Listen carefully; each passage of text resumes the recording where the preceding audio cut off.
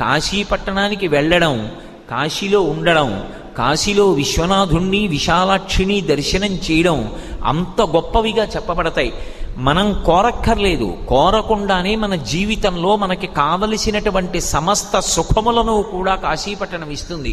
అందుకే భామ కళ్యాణముల కాటపట్టు కాశీ, అటువంటి కాశీలో మోక్షమునకు పుట్టినిల్లు కాశీ. అసలు కాశీపట్టణంలో మోక్షం పుట్టింది. ఆ కాశీ వెళ్ళినటువంటి వాడికి మోక్షం లభించకపోవడం అన్నది ఉండదు.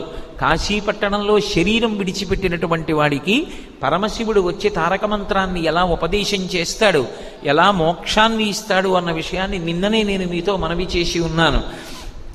మహానుభావుడు పాలిండ్లు కదలంగ పసిడిపయ్యద వీచువ చలాధిపుని కూర్మి ఆడుబిడ్డ ధూత్కారమొనరించి తొండంబు ముక్కున శిఖరారావంబు జిలుకుడుంఠి ప్రత్యక్షమై